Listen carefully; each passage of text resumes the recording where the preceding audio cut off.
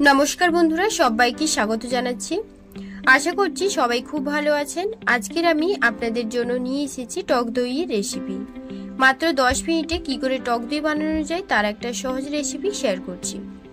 যারা বাড়িতে দই বানিয়ে বারবার ফেল হচ্ছেন, আজকের রেসিপি শুধুমাত্র আপনাদের জন্য। গরমের হাত থেকে বাঁচার জন্য আজকের রেসিপিটা আপনাদের সাথে শেয়ার করছি। ফ্রিজে রেখে ঠান্ডা করে বাড়ির সবাই মিলে খেতে পারবেন। অতিরিক্ত গরমের জন্য টক দই সবসময় কিন্তু কেনা সম্ভব হয় না, সেক্ষেত্রে বাড়িতে বানিয়ে বাড়ির সবাই মিলে কিন্তু মন ভরে খেতে পারবেন। স্কিপ না করে ভিডিওটা শেষ পর্যন্ত দেখবেন, আশা করব খুব ভালো লাগবে।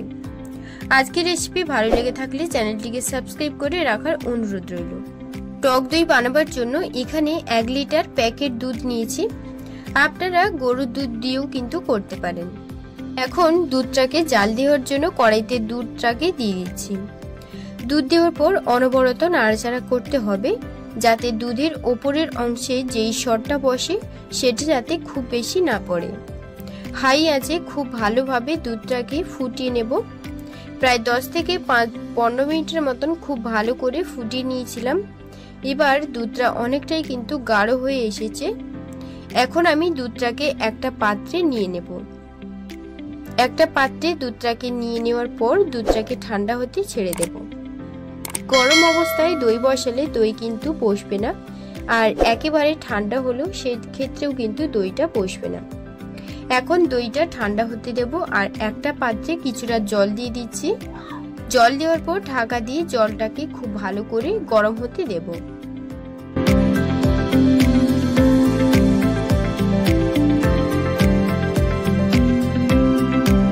এদিকে দুধটা ঠান্ডা হয়েছে কিনা দেখে নেব।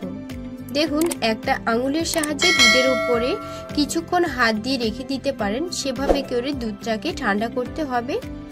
আশা করছি আপনারা বুঝতে পেরেছেন দুধটা কতটা গরম কিংবা কতটা ঠান্ডা হয়েছে। এবার ওই দুধের মধ্যে দিয়ে দেব জল ঝরিয়ে রাখা টক দই 4 থেকে 5 চামচের মতো। দইটা দেওয়ার পর ভালোভাবে দইটাকে ফেটিয়ে নিতে হবে।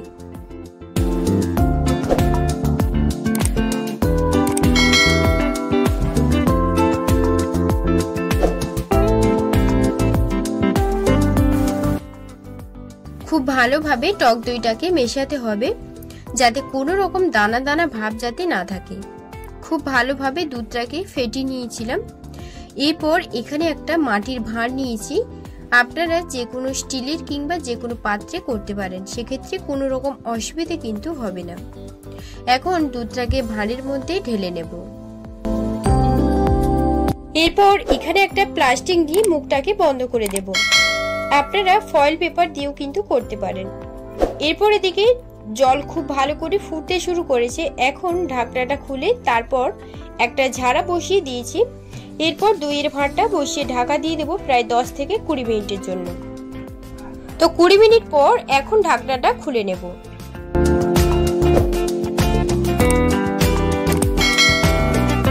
কুড়ি মিনিট পর এখন ঢাকনাটা খুলে নেব। এবার প্লাস্টিকটা খুলে নিচ্ছি।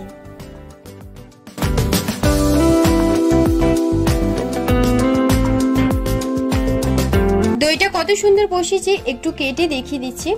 দেখতেই পাচ্ছেন দইটা কতটা সুন্দরভাবে বসেছে। ফ্রিজে রেখে ঠান্ডা হলে তারপর বাড়ির সবাই একদম মন ভরে খেতে পারবেন। রেসিপিটা আপনাদের কেমন লাগলো কমেন্টে অবশ্যই জানাবেন। আর ভিডিওটা ভালো লেগে থাকলে লাইক ও শেয়ার করতে একদমই ভুলবেন না।